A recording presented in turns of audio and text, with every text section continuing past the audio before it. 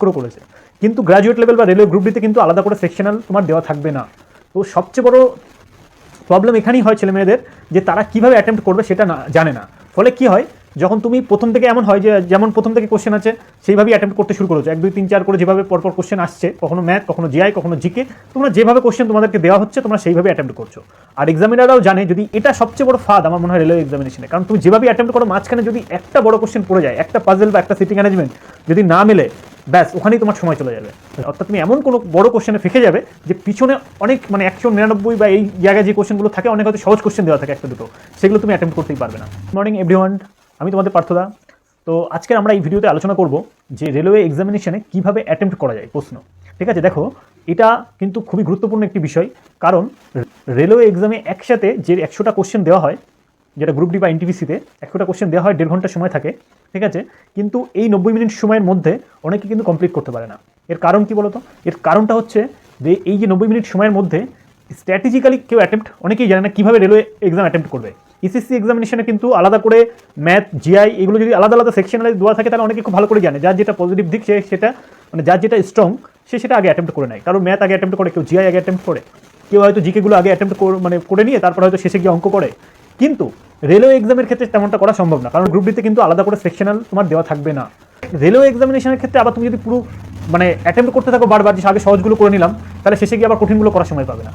আবার যদি প্রথমে কঠিনগুলো করো তাহলে শেষে গিয়ে সহজ অঙ্ক সহজ কোশ্চেন হয়তো ছেড়ে চলে আসবে।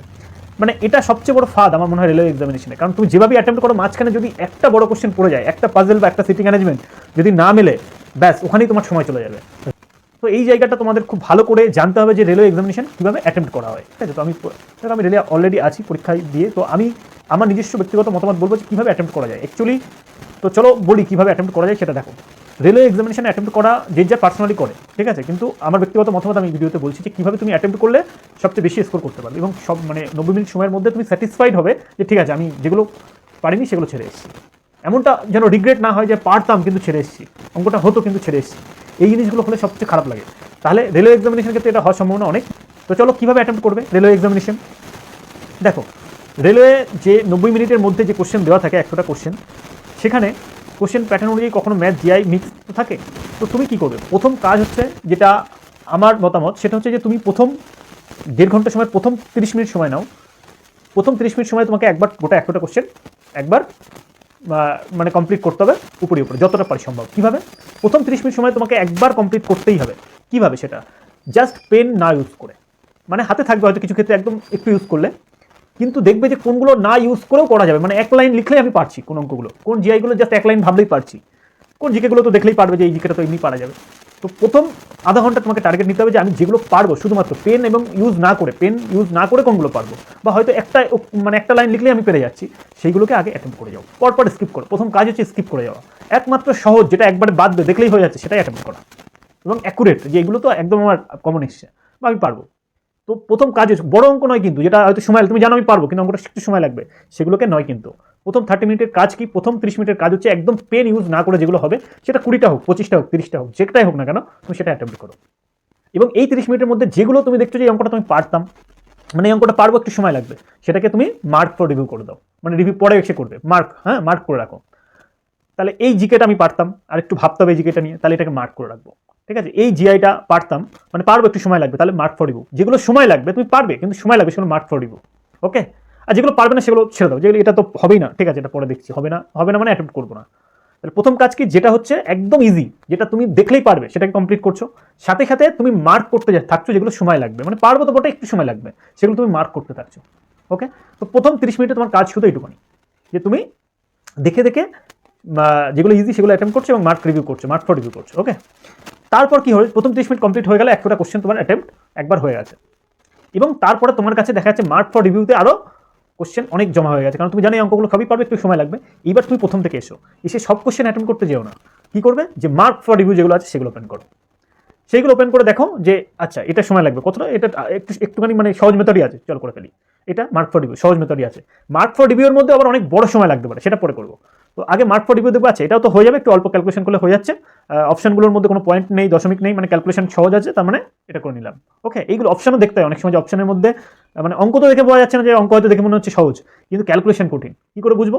দেখতে হবে যে অপশন কেমন আছে। যদি অপশনের উত্তরগুলোর মধ্যে পয়েন্ট দশমিক দিয়ে অনেক বড় বড় সংখ্যা থাকে, তাহলে বুঝতে হবে এটার ক্যালকুলেশন করতে একটু সময় লাগতে পারে। তো আমি এটা পরে করবো। তো এই ট্রিক্সগুলো তোমাদের জানা দরকার, ঠিক আছে? এই ট্রিক্সগুলো মানে পার্সোনাল অভিজ্ঞতা থেকে বলছি। বড় বড় সংখ্যা যখন থাকবে, দশমিক দিয়ে থাকবে, সেই অঙ্কগুলোকে এড়িয়ে যাও, পরে এসে করবো। এই ট্রিক্সগুলো জানা দরকার, ওকে? তারপরে কি, তুমি দ্বিতীয় যে আধা ঘন্টার কথা বলছি, দ্বিতীয় যে 30 মিনিটস, সেকেন্ড 30 মিনিটস তুমি কি করছো, যে তুমি মার্ক ফর রিভিউ যেগুলো করেছো তার মধ্যে সহজগুলো, ইজিয়েস্টগুলো বেছে নিয়ে করে দিলে, ঠিক আছে? কমপ্লিট হলে ভালো, না হলে তোমার কাছে নেক্সট আর আধা ঘন্টায় বাকি আছে।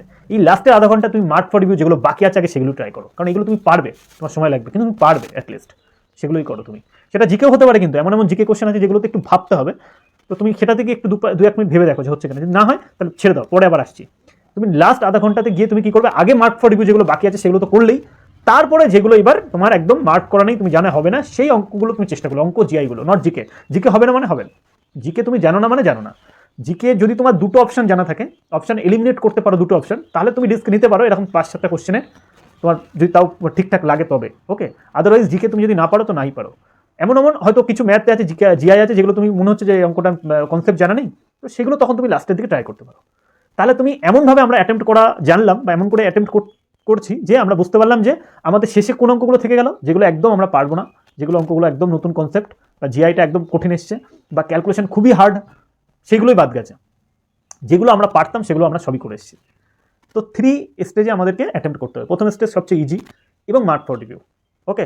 সেকেন্ড স্টেজ কি, মার্ক ফর রিভিউ যেগুলো আছে সেগুলোকে করা অনলি, তার মধ্যে ইজিয়েস্ট পোর্শনটা আগে করা। আর থার্ড পোর্শনে হচ্ছে কি, মার্ক ফর রিভিউ তো যেগুলো আছে সেগুলো কমপ্লিট করার পরে ম্যাথ জিআই যেগুলো তোমার আটকেছে সেগুলো নিয়ে চেষ্টা করা, ওকে? জিকেতে যদি এইভাবে অ্যাটেম্প্ট করতে থাকো, আমি তোমাকে গ্যারান্টি দিতে পারি যে তোমার কোশ্চেন একটাও ছেড়ে আসবে না, যেগুলো তুমি পারবে অন্তত পক্ষে, ঠিক আছে?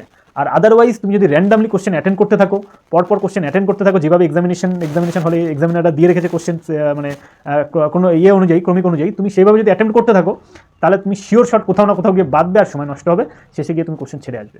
আর এই রিগ্রেটটা হলে কিন্তু পরীক্ষায় খুবই মানে খারাপ লাগবে, ঠিক আছে? কারণ কেন কোশ্চেন ছেড়ে এলাম, বাইরে এসে এরকম খারাপ লাগবে, কারণ এত কষ্ট করে প্রিপারেশন করতে যদি শেষে কোশ্চেন ছেড়ে আসো, কতটা খারাপ লাগবে ভাবো। সুতরাং অ্যাটেম্প্ট করাটা তোমাকে ভালো করে জানতে হবে। রেলওয়ে এক্সামিনেশনের ক্ষেত্রে অ্যাটেম্প্ট করা খুবই কিন্তু ট্রিকি একটা বিষয়, যেটা অনেকেই জানে না আমার মনে হয়। তো চলো, আমি তোমাদেরকে এটা আমার মতামত থেকে বললাম, তোমাদের মতামতে তোমরা নিজেদের যদি কোনো কমফোর্টেবল ওয়েতে তোমরা অ্যাটেম্প্ট করতে পারো, যদি স্কোর আসে তাহলে খুব ভালো কথা, তোমরা সেইভাবেই করবে, ওকে? আর না হলে এইভাবে যে 3 টায়ার যেটা বললাম, এইভাবেই তোমরা চেষ্টা করে দেখতে পারো। আমি তোমাদেরকে গ্যারান্টি দিতে পারি যে তোমরা অন্তত কোনো জানা কোশ্চেন ছেড়ে আসবে না, ওকে? তো চলো, নেক্সট ভিডিওতে আবার দেখা হচ্ছে। তোমাদের কোনো প্রবলেম বা কিছু থাকলে সেটা নিচে কমেন্ট করো, আমি নেক্সট ভিডিওতে সেগুলোর সমাধান দেবো বা কমেন্টে জানিয়ে দেবো।